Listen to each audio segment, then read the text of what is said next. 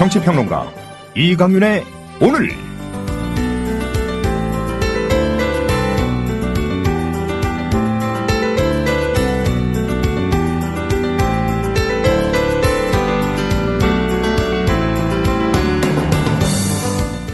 안녕하십니까, 이강윤입니다.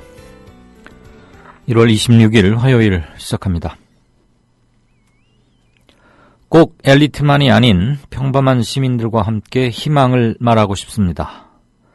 대한민국 정치인은 왜 꼭 성공한 사람이나 엘리트가 독점해야 하는 겁니까? 우리나라는 많은 평범함들이 구석으로 몰려 소외당하고 있습니다. 저같이 평범한 젊은이도 우리를 위해 도전할 수 있다는 것을 증명하겠습니다.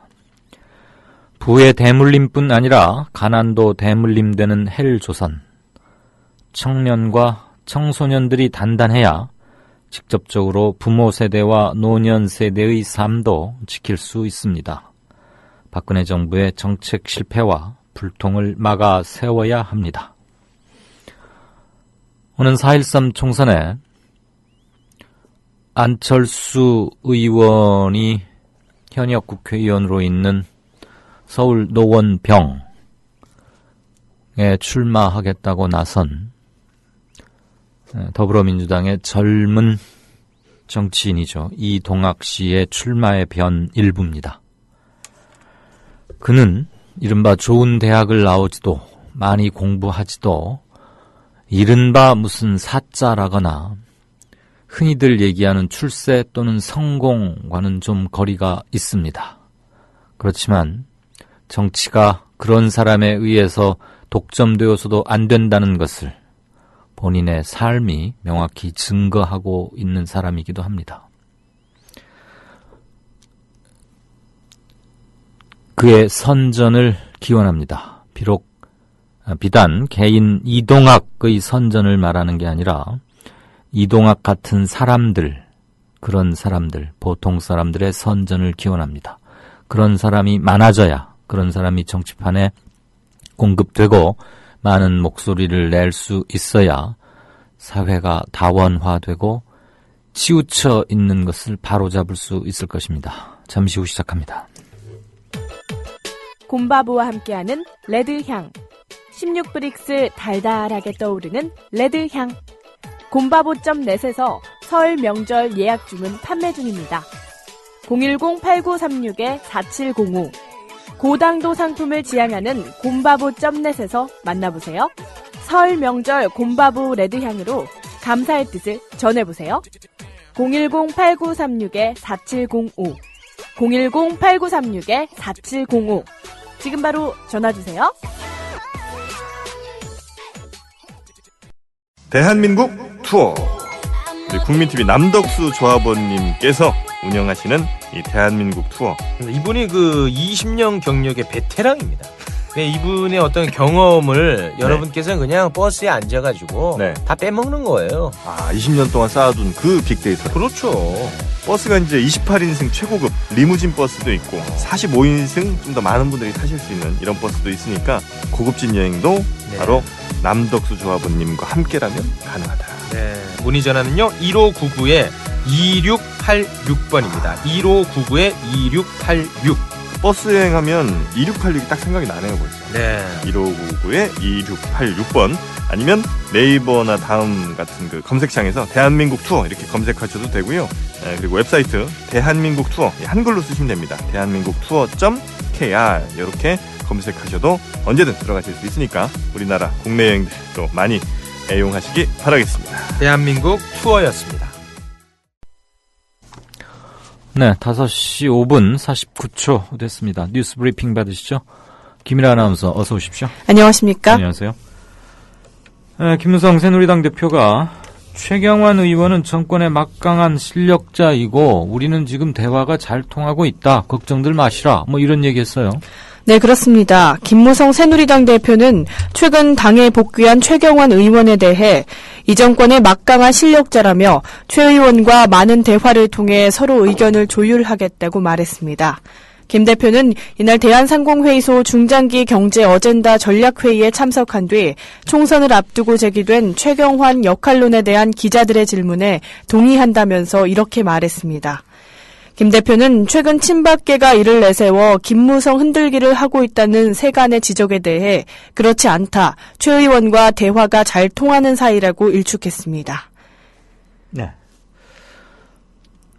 홍문종 의원이 오늘 언론과 인터뷰에서 뭐라고 한마디 했죠. 안대희 전 대법관 최고위원 지명하고 이런 것 관련해서요. 네, 그렇습니다. 또한 홍문종 의원이 전날 김 대표가 안대희 전 대법관을 지명직 최고위원으로 임명한 것은 최 의원을 견제한 것이라는 취지로 말한 데 대해 지명직 최고위원은 당대표에게 주어진 권한이라며 당 운영을 제 위주로 하려고 했으면 처음부터 지명직 두 자리를 저와 협조 관계에 있는 사람에게 지명했을 것이다. 최고위원 모두의 동의를 얻어서 지명하게 된 것이라고 설명했습니다. 김 대표는 이날 행사 말미에 손을 들고 발언권을 얻어 국회 선진화법이 2012년 5월 제정된 상황을 소상히 전했습니다. 그는 왜 망국법인 국회 선진화법이 국회에서 통과됐느냐, 당시 젊은 소장파 의원 10명이 제가 원내대표할 때 와서 얘기를 하길래 야단쳐서 돌려보냈다. 근데 제 후임자 원내대표한테 이걸 다시 가져와 그 양반이 국회에서 싸우는 모습을 추방해야 한다는 좋은 뜻에서 이걸 수용을 했다. 그때도 당내 많은 의원들이 반대했는데 당시 권력제가 찬성으로 돌자 반대하던 의원들이 전부 다 찬성으로 돌아버렸다. 그래서 통과된 게 바로 국회 선진화법이라고 말했습니다.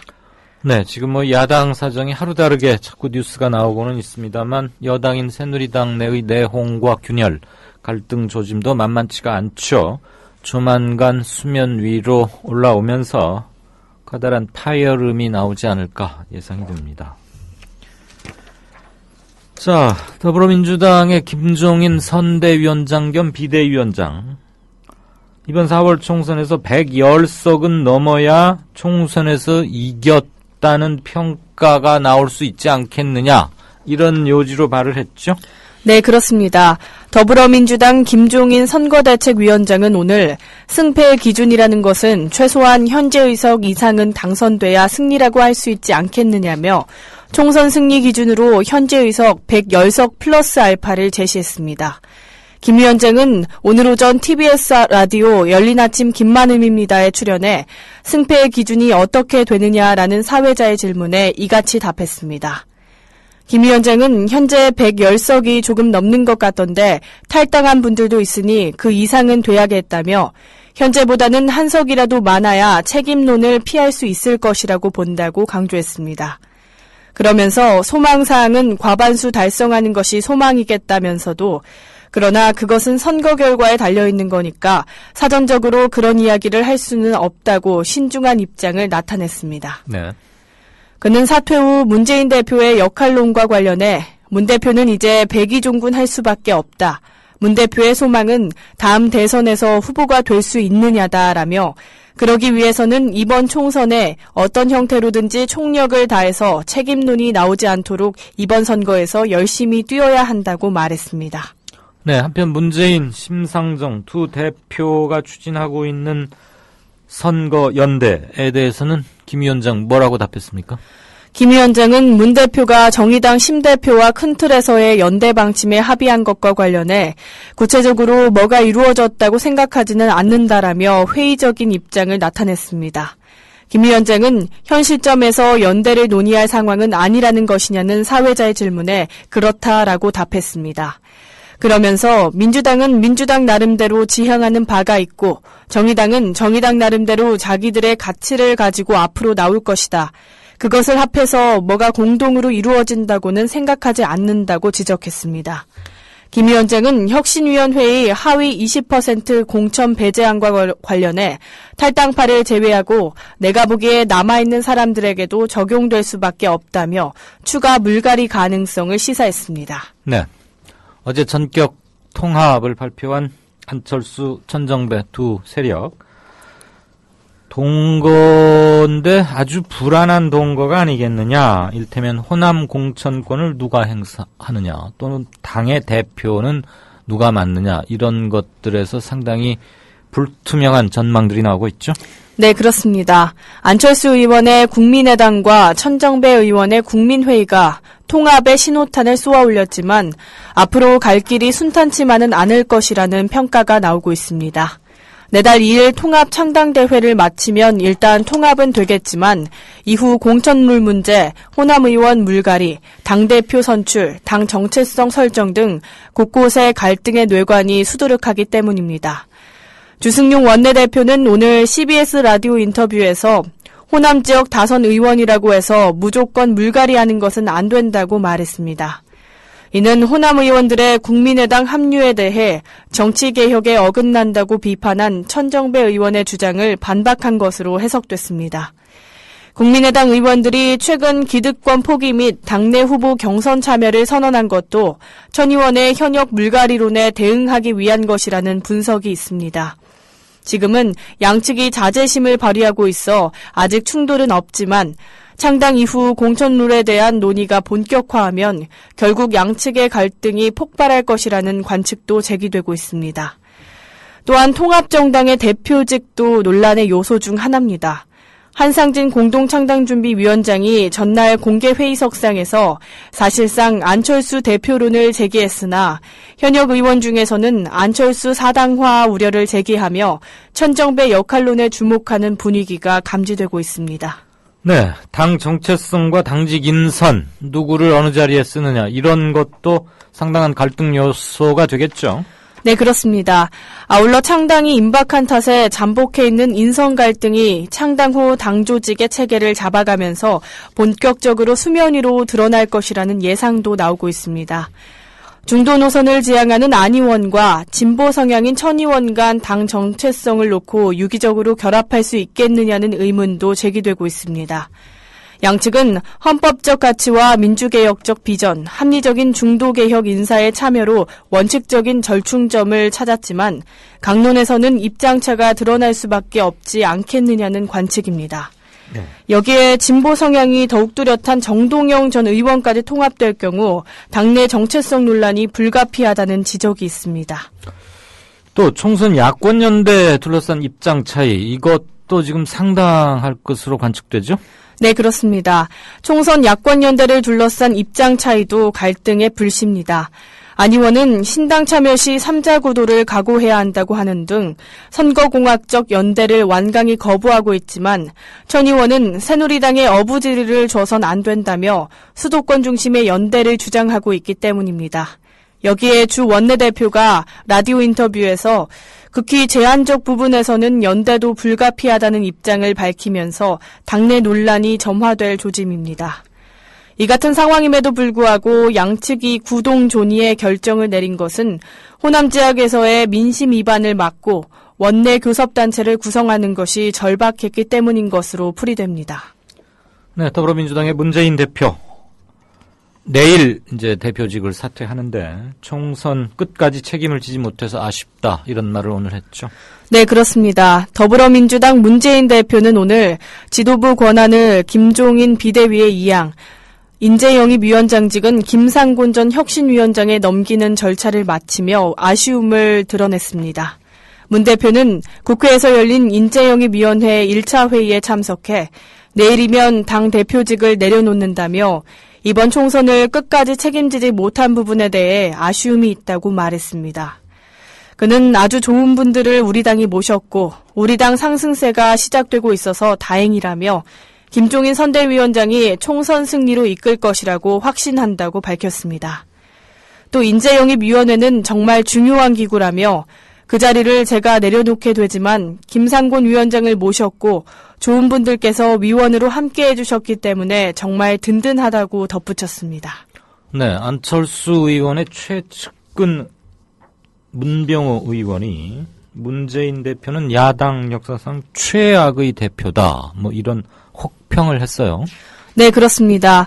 안철수 의원 최측근인 문병호 의원은 오늘 당 대표직에서 물러나는 문재인 더불어민주당 대표에 대해 야당 역사상 최악의 대표로 기록될 듯이라고 원색적인 비난을 퍼부었습니다. 문병호 의원은 오늘 트위터를 통해 문재인 대표님의 조용한 사퇴라 하면서 이같이 말했습니다.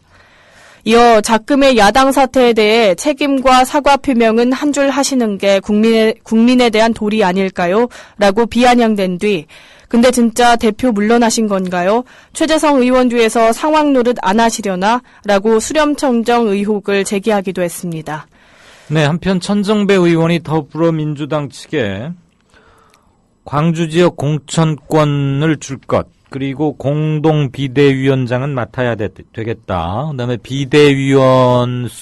전체 비대위원은 양측이 5대5로 구성하자. 뭐 이런 것을 요구했다. 이제 이런 얘기가 나왔는데 이거에 대해서는 뭐라고 평했답니까?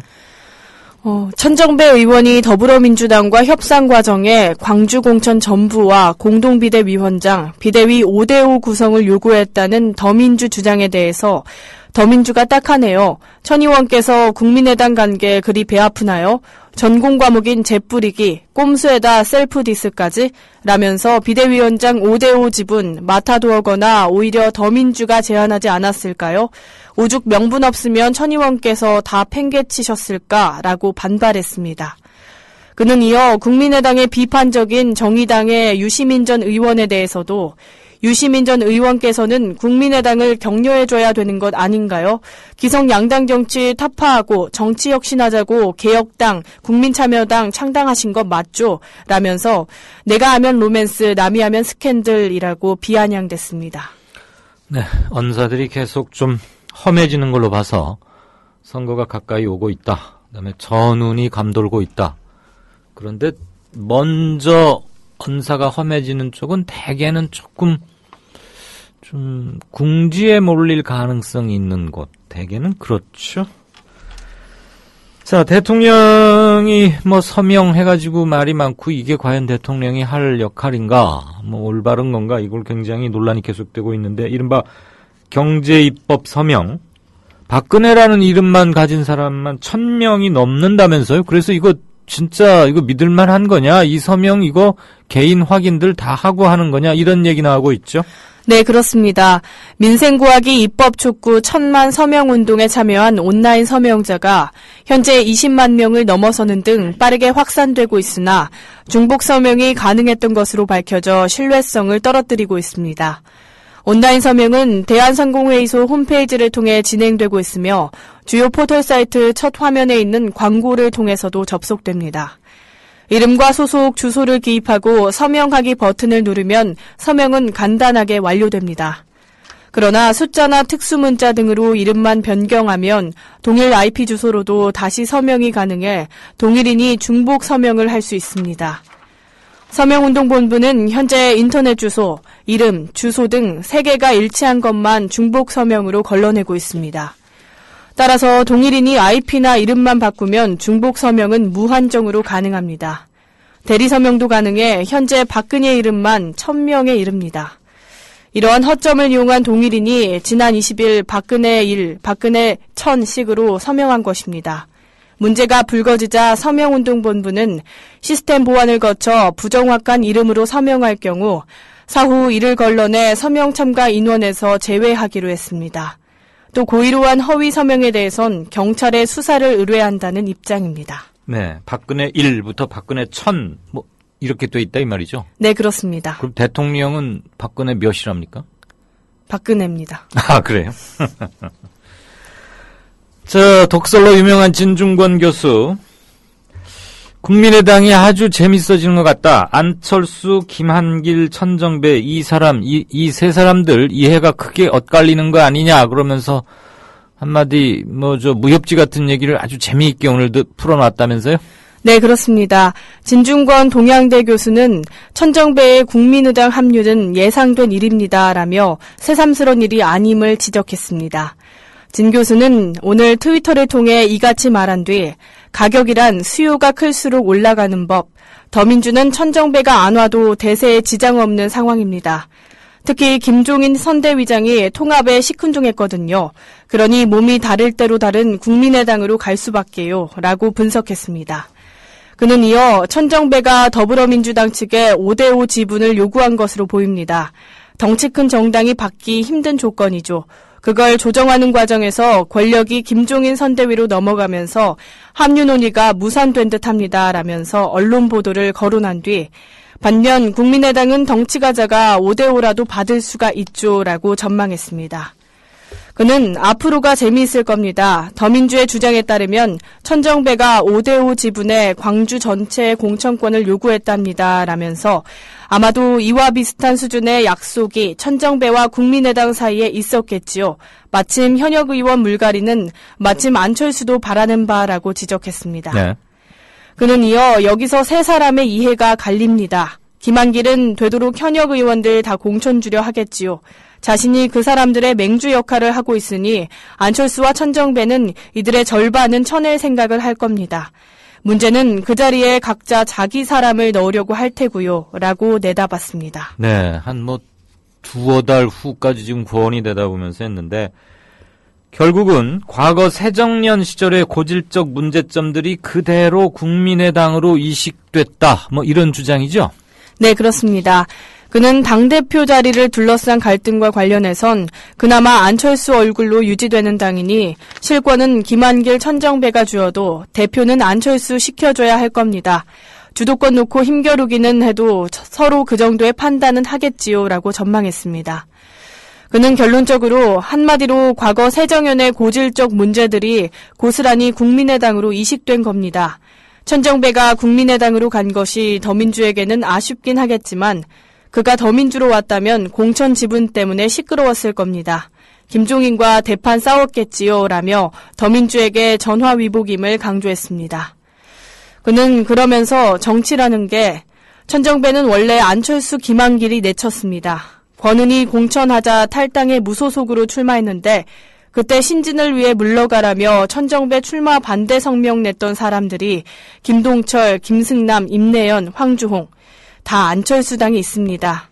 호남 정치 말살한 친노 패권의 실체는 안철수, 김한길, 김동철, 김승남, 임내연, 황주홍 참 우습죠? 라고 꼬집기도 했습니다. 네, 듣고 보니까 참 우습긴 하네요.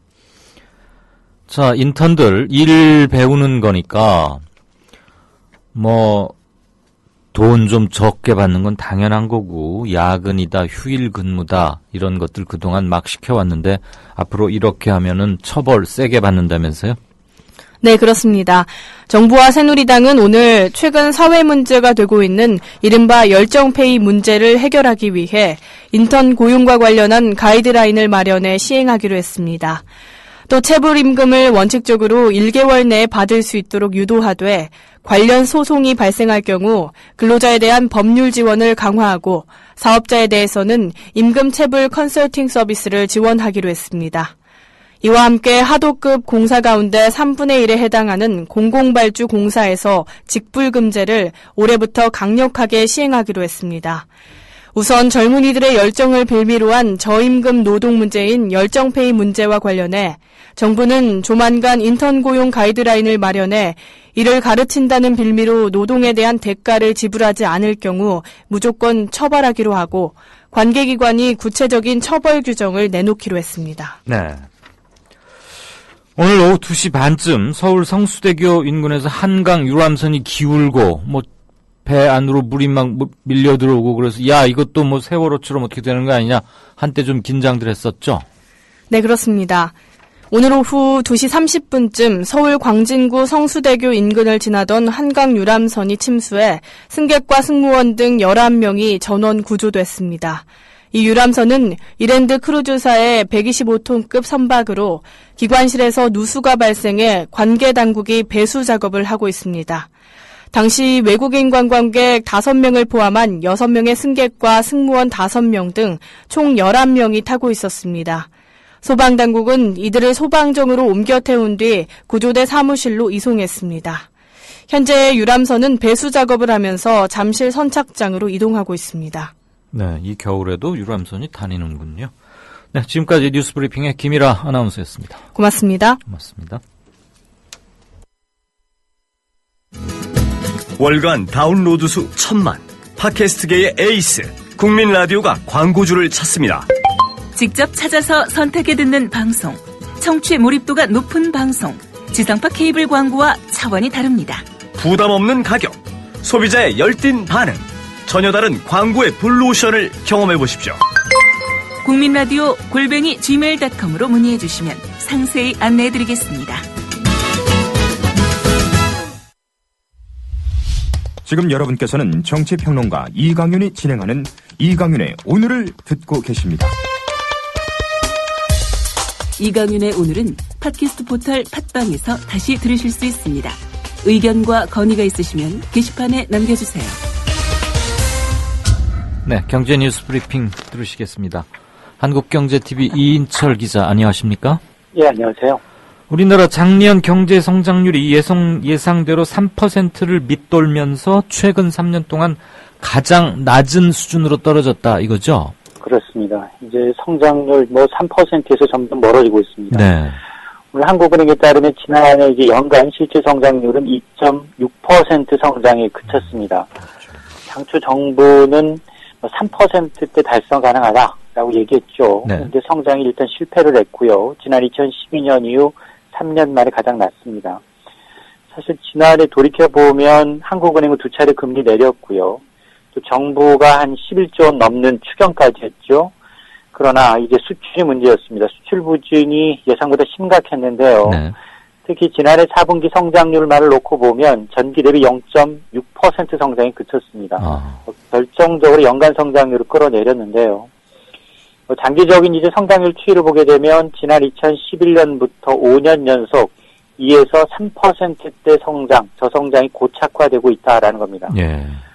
근데 올해는 더 암담합니다. 올해 중국 경기 침체 불거지고 있죠. 저유가로 산유국들 어려우니까 올 들어서 수출은 한 20% 이상 급감할 것으로 이제 추정이 되고 있는데요. 정부 하는 올해 역시 성장률 목표 3% 이상으로 잡고 있습니다만 2%도 장담하기 좀 어렵지 않겠느냐라는 우려가 커지고 있습니다. 네, 이렇게 성장률이 떨어지면 안 그래도 일자리 창출이 어려운데 더 기대하기 힘들겠군요. 그렇습니다. 그나저나 올해 경제 전망도 불확실한데 외국계 전문가들은 한국은행이 빠르면 다음 달 2월 달에 기준금리 내려야 하는 거 아니냐, 내릴 가능성 높다, 이런 예측들 하고 있다면서요? 맞습니다. 지금 연초부터 이제 글로벌 금융시장이 불안하니까 중국이 일단 70조가 넘는 돈을 풀었죠. 가장 먼저 양적 완화 시행했고요. 유럽과 일본도 양적 완화 카드, 이른바 이제 돈을 풀어서 경기를 부양할 태세입니다. 이 국내 이제 이 채권 시장도 심상치 않은데요. 이미 10년물 장기 채권 금리가 사상 처음으로 연 1%대로 떨어졌습니다. 이건 이제 우리 경제가 더 이제 암울한 좀 더 불확실성이 커지고 있다라는 걸 반증하는 대목인데요. 네. 채권 시장 전문가들은 이 대내 불확실성이 쉽게 개선되지 못할 것이다. 따라서 한국은행의 기준금리 인하 가능성은 매우 높다라고 보고 있는 겁니다. 네. 특히나 이제 외국계 IB은행들, 투자은행들의 경우에는 한국은행이 이르면 다음 달 기준금리를 내릴 것이다라는 건데요. 오늘 이 외신 다우존스 밸런스를 보면 유럽계 투자은행 바클레이즈는 한국의 올 1분기 성장 모멘텀이 더 악화되는 걸 막기 위해서 한국은행이 통화정책을 더 확장적으로 펼칠 필요가 있고 이르면 2월에 기준금리 인하에 나설 것으로 예상을 했는데 이 바클레이즈는 올해 우리나라 성장률 전망치를 당초 3%에서 무려 0.5%포인트나 낮춰서 2.5%로 제시를 하기로 했습니다. 와, 성장률 전망치긴 하지만 그렇게 0.5%포인트나 이렇게 대폭 낮추는 거 흔한 일입니까? 흔하지는 않은 겁니다. 그러나 이제 이미 이제 지난해 성장률 추이를 보게 되면 이 정부가 장담하고 있는 3% 성장, 지금 상반기 추경을 하지 않고 이 재정을 이제 상반기에 이제 집중해서 어떻게든 내수 부양으로 코리아 그랜드세를 반복하면서 이 성장률을 끌어올리겠다라는 보관이지만 이 외신들, 특히나 외국계 전문가들의 눈에는 이게 성장률을 견인할 만큼의 모멘텀은 되지 못한다라는 겁니다. 조금 품위 없게 말하자면 3% 그거 택도 없다. 그렇게들 보고 있다는 얘기네요, 외국에서는. 자, 설 앞두고 보너스다, 밀린 임금 이런 거 당연히 자금 수요들이 클 텐데 중소기업들 돈줄 사정이 상당히 어렵다면서요? 그렇습니다. 중소기업 10곳 가운데 4곳 정도가 설 자금 사정이 좀 여의치 않은 것으로 조사가 됐는데요. 이 중소기업 중앙회가 이제 설을 앞두고 중소기업 867곳을 대상으로 설문조사했습니다. 응답기업의 39.2%가 설 자금 사정이 어렵다라고 답변을 했는데요. 왜 자금이 어려우냐? 일단 내수 부진이 가장 큽니다. 내수 부진으로 인해서 매출이 줄고 있다라는 답변이 75%로 가장 많았고요. 그 뒤를 판매한 대금조차 횟수가 좀 지연되고 있다라는 겁니다. 이 중소기업들 설명들이 필요한 금액이 어느 정도냐? 한 곳당 평균 한 2억 1,700만 원 정도였는데요. 이 가운데 부족한 자금이 한 5,700만 원 정도, 필요 자금에 대비 부족한 비율이 한 26%로 집계가 됐는데, 네. 이 얘기는 매출액이 적은 중소기업일수록 자금 사정이 더 열악하다라는 겁니다. 정부가 이제 최근에 설 민생 안정 대책을 발표하면서 중소기업한테 설 자금 이전에 한 21조 2천억 원 지원하겠다라고 하고 있는데요. 이게 지난해보다 2조 원 늘어나서 사상 최대입니다. 네. 그럼에도 불구하고 정말 자금이 필요한 중소기업에게 이 적기에 지원이 되고 있는지 이 모니터링이 좀 피해를 보는 대목입니다. 그렇죠. 그런 게 실질적으로 정말 중요하겠군요. 자, 중소기업들 설 보너스 아무래도 얄팍해지기 십상이겠네요. 그렇습니다. 자금 사정이 안 좋다 보니까 중소기업 근로자 10명 가운데 4명은 이번 설 상여금 좀 불투명해졌습니다.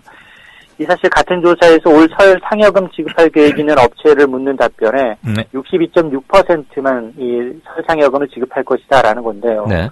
지난해보다도 1.2%포인트 줄었습니다. 이 상여금을 지급하는 중소기업도 줄었지만 상여금 총액도 지난해보다 감소했는데요. 이 상여금을 정액으로 줄 예정인 업체를 대상으로 보니까 근로자에게 지급할 1인당 평균 상여금은 65만 2천 원입니다. 지난해가 한 74만 2천 원이었으니까 이거보다 한 9만 원가량 적은 금액을 이번에 받게 된다라는 겁니다. 네. 자, 한 열흘 가까이 아주 기록적인 한파, 그 다음에 폭설 전국을 강타했는데 농작물 가격 천정부지로 치솟고 있다고요? 그렇습니다. 일주일 만에 많게는 50% 같은 게 있는데요. 네. 설 앞두고 이 농작물 피해가 심상치 않습니다. 지난주 중반부터 이제 전국을 강타한 한파, 폭설 여파로 인해서 일부 채소 도매 가격이 거의 급등세입니다. 한국농수산식품유통공사가 집계한 25일 기준 무 20kg의 평균 도매 가격이 13,600원인데요. 이게 일주일 전보다 9,000원, 51%가 올랐습니다.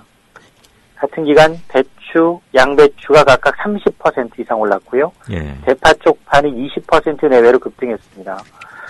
이 채소가 많이 나는 전남 해남이라든가 진도라든가 이쪽에서 나는 이제 배추, 대파의 경우에는 폭설로 수확이 어려워져서 이번 주까지는 출하량 감소가 다소 불가피해 보이고요. 네. 다만 이제 제주에서 주로 공급되고 있는 무, 당근, 이 브로콜리 같은 경우에는 지금 해상 항공 운송이 재개가 됐기 때문에 점차 공급 물량은 늘어날 것으로 보이지만 그래도 워낙 이 설 명절 수요가 한꺼번에 이제 몰리다 보니까 이 차례상 비용이 더 늘어나지 않을까라는 걱정이 없습니다. 아, 그렇겠군요, 정말. 설이 불과 열흘 정도밖에 안 남았으니까.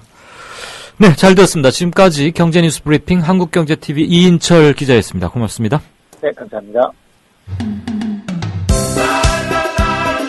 국민TV 조합원인감? 나가지 있게 지역협의회 가입해야 쓰겠어. 국민TV 조합원이요? 지역협의회 가입해야죠. 국민TV 조합원 맞나? 퍼뜩 지역협의회 가입해 안 카나?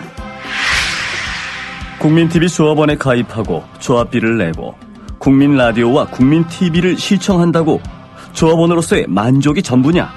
결코 아닙니다. 가까운 지역협의회에 가입하셔서 가까이 사는 조합원과 동지애를 나누십시오.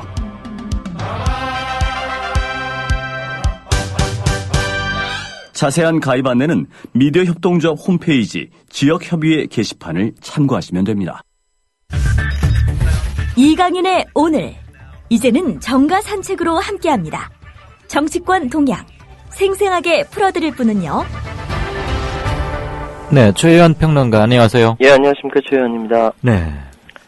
자, 이거 이 지경까지 가야 되나 싶은데 네. 안철수 의원이 연초에 통교동 이희호 여사 예방해서 나눈 얘기 나 지지 선언을 했다. 문재인 대표는 8분 만났는데 나는 20분이나 만나줬다. 그러더니 녹취록이 공개가 됐는데 보니까 그 뭐 쪽바른 지지 선언이라고 보기는 그렇고 그냥 덕담 수준이다. 뭐 이런 얘기들 나오고 그러죠 지금. 예. 이거 참 한국 정치의 수준을 보여주는 것 같아요. 근데 이렇게 막 함부로 녹음해도 됩니까 이거? 이거 안 되는데. 그러니까 20여 분간 비공개 회담을 했다 하면서 전폭적으로 지지를 받았다라고 했는데 이게 문제보다 월간 중앙에서 이거는 이제 2월에 보도를 했지 않습니까? 네. 그런데 이거 월간 중앙이 뭐 벽치게 귀대기해서 했겠습니까? 내부에서 이 이야기를 녹취를 했다라는 거 아닙니까? 아 그럼 누가 녹음을 했을까요?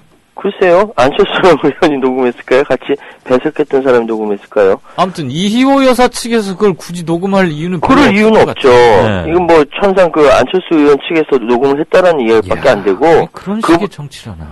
그거보다 더 문제는 뭐냐면요. 제가 만약에 안철수 의원이 참모라면 녹음 자체에 대해서 반대하겠지만 만약 이걸 또 월간 중앙에 줘서 보도하게 만들었다? 이게 뭐 하는 짓인지 모르겠어요. 그러게 정말 지독한 말이.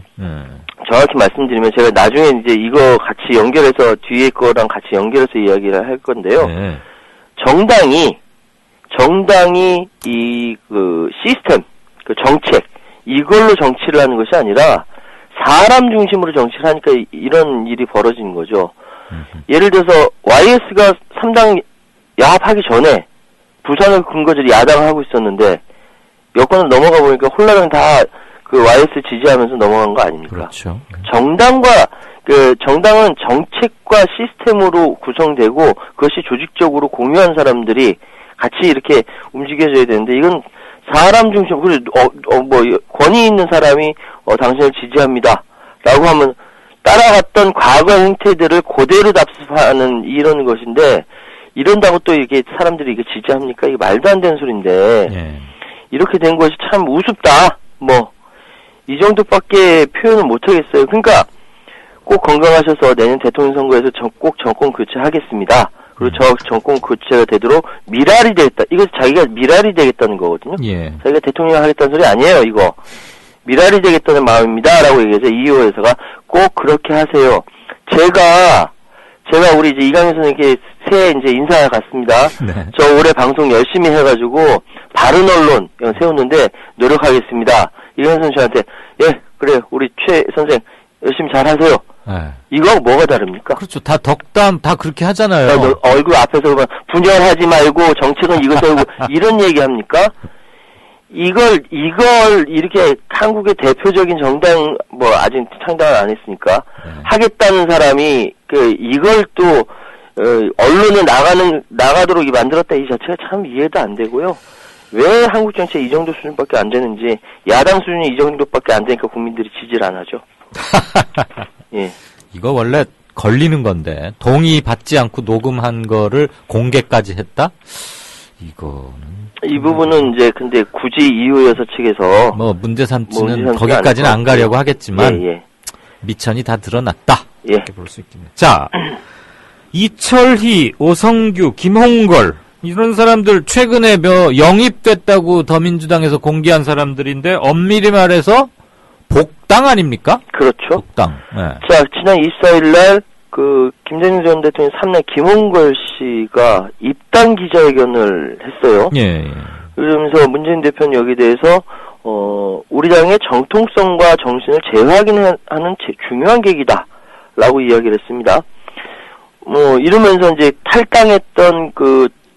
탈당한다고 했던 또 그 동교동계가 또 입장을 곤란해졌다 뭐 이렇게 얘기가 나왔는데 정확히 이야기하면요. 김홍걸 씨부터 2012년 11월 12일 민주통합당 문재인 선대위 국민통합위원회 부위원장으로 합류를 했습니다. 그러면서 거기서 김부겸 공동선대위원장이 민주당을 바친 고기는 가치 중에 김대중 전신이 있는데 뭐 발전적 기회에 확실히 힘을 보태주기 위해서 김씨 여기서는 김홍걸 씨죠. 입당했다라고 이야기를 했습니다. 이 부분은 뭐 아무리 경쟁하고 있는 관계라 하더라도 정확하게 이야기해야죠. 자, 이철희 도문정치연구소장 뭐 개인적으로는 잘 알고 있지만 김한길 의원 보좌관 출신입니다. 또 지난 19대 총선 당시 민주통합당 비례대표 공천을 신청했지만 서류에서 탈락했어요. 누가요? 이철이 그 주민정치 소장. 그래요? 비례대표도 총선 당시에. 비례대표도 신청했었어요? 예. 옛날에? 탈락했습니다. 근데 비례를 신청하려면요. 예. 당직자여야 돼요. 당원이어야 돼요. 그렇죠. 당연하죠. 예. 그러면 그때 안 된 거죠. 그랬네요. 그렇죠. 자, 오성규 전 서울시 시설관리공단 이사. 예. 이거 뭐 박원순의 사람이라고 영입했었는데. 그렇죠. 이 사람 역시 19대 총선 당시 비례대표 공천 신청자였습니다. 네, 탈락했습니다. 다들 그때 한 번씩들 찔러봤던 사람들이군요. 우리 이강윤 선생님은 그런 거 안 하셨죠? 무슨 소리예요? 나는 당적을 가져본 적이 없어요. 네, 미투입니다. 어쨌든 그러면 이분은 그러니까 김홍걸, 이철이, 오성규 씨는 입당입니까? 복당입니까? 복당이네. 복당이죠. 묵고 자시고 할 것도 없이. 근데 당적을 탈당은 했을 수 있죠. 그렇죠. 예, 그래서 복당이라고 얘기해야지 이거를 입당이라고 하면 입당 쇼가 되는 거죠. 그렇죠. 어쨌거나 전혀 관련 없던 각 분야의 전문가들을 우리가 모셔왔다라는 의미의 영입하고는 어울리지 않는다 이런 얘기죠. 그렇죠. 지금. 그래서 더 말씀드리고 싶은 건 뭐냐면요. 아까 했던 안철수 사람 중심으로 지지받고 이렇게 으쌰으쌰 힘내고 이거 역시 정당이 정책과 시스템이 아니라 사람 중심으로 움직인다는 거죠. 그렇지. 더불어민주당이나 국민의당에서 왜 새누리당을 좀 못 치고 올라가느냐면 새누리를 압도하는 컨텐츠를 승부를 못해서 그렇습니다. 자, 과거 회기 투표, 자, 이명박 심판하자, 박근혜 심판하자 많이 얘기할 수 있지 않습니까? 근데 딱 한 번 이겼던 게 2010년 지방선거 때 우리는 무상급식 하겠다. 그래서 무상급식이냐 아니냐 정책으로 갈라치기 하니까 이긴 거 아닙니까? 예. 이런 정책적인 부분에서 상대당을 압도할 생각은 하지 않고 다른 생각을 하고 있으니까 문제가 되는 거죠. 그래서 무엇보다도 현대 정치에서 가장 중요하다기보다 힘을 줘야 되는 것은 당의 연구소가 활성화돼야 돼요.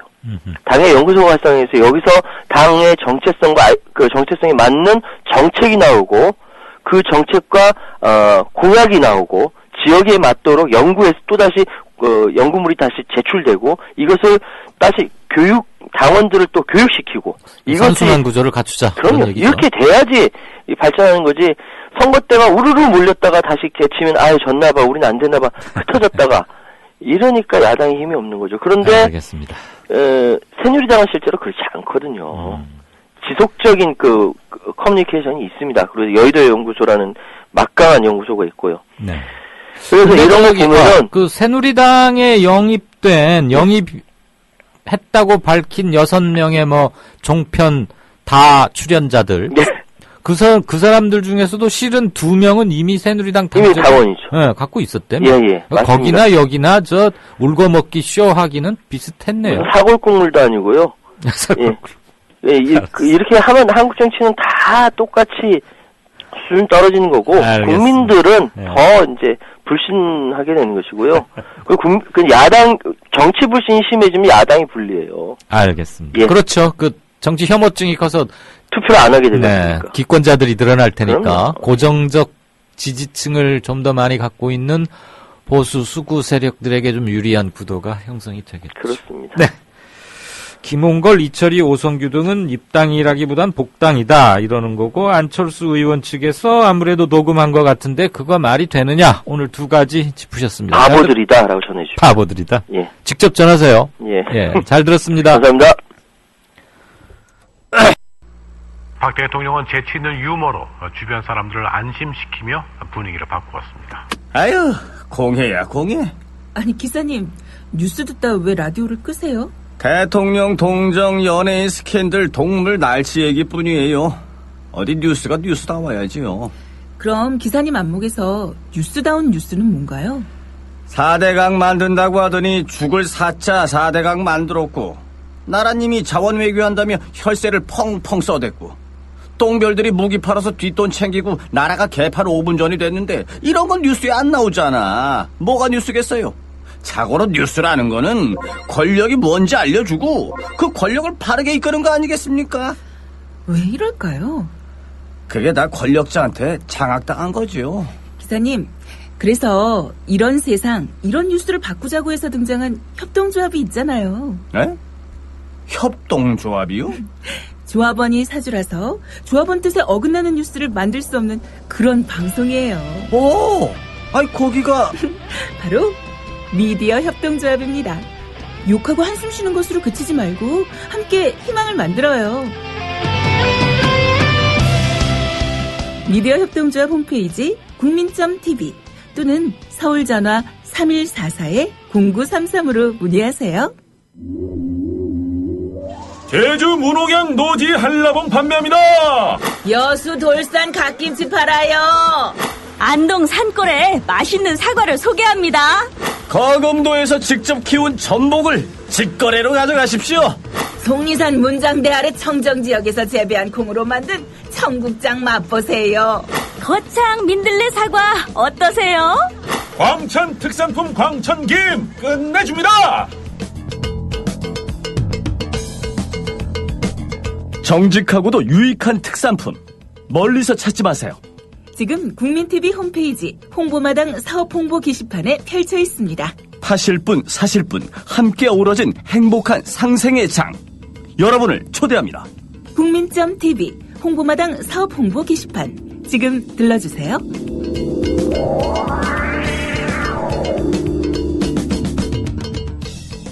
네, 5시 47분 30초 막 됐습니다. 어제 김방락 한성대 경비원으로 작년 말에 퇴임하신 1억 원 이상 고액 기부자 클럽에도 들어간 경비원 출신 김방락 선생, 김방락 어르신 어떻게 표현할까요? 그분 인터뷰에 많은 호응들 해주신 거 고맙습니다. 오늘은 진짜 인터뷰 두 분을 이어서 할 겁니다. 두 가지 이슈가 다 급하고 오늘 다 연결해야 타이밍이 사는 거여서 우선 MBC에서 참 터무니없는 일이 발생했던데 근거도 없이 해고시켰고 그걸 알면서도 그렇게 잘랐다는 거죠. 지금 뉴스타파에 가 있는 PD 수첩의 대명사 PD죠. 대표 간판 PD 최승호 PD 연결하겠고요. 이어서 더민주당에 입당한 박주민 변호사 많이들 낯이 익고 귀에 익은 이름이죠. 박 변호사 연결해서 왜 정치권에 갔는지 뭘 하고 싶은지 정치권에 본인이 잘 어울리는지 등등등 얘기 나눠보겠습니다. 두 분께 하고 싶으신 말씀 있으면 게시판에 샵 인터뷰 해서 올려주시죠. 허니와 동희님이 2016년 올해 국민TV 대경지협 대경이면 대구 경북인가요? 병신 연날리기와 신년회를 한답니다. 병신을 영어로 쓰셨네요. 1월 30일 오후 1시 옹해야 전통주점 포항에 있는 거군요. 회비들도 좀 내달라 이런 말씀 해주셨고요. 공지 알려드립니다. 탁주와 홍원님은 동교동 이희호 여사 예방한 안철수 의원 옆에서 어떤 남자가 아마 안철수 의원 측 인사인지 그렇게 짐작이 됩니다. 이희호 여사의 비서관은 아마 여성분이라고 알고 있는 것 같은데 확실히 모르겠어요. 뭔가 녹음하고 있는 것으로 보이는 그런 사진을 하나 올려주셨군요. 앞에서 웃는 얼굴하고 뒤에서 녹음기 몰래 켜놓고 녹취 소름 끼친다라고 오케이 마리님. 선계님이 자본주의의 본질은 인플레와 노동자 국민들에게 빚지게 해서 노예처럼 끌고 가는 거라고 배웠는데 어쩜 똑같냐 이런 말씀 주셨고 북한 조선노동당 제1비서 김정은이 서명하고 인증샷 찍어 올리면 볼만할 텐데요. 주명아빠님.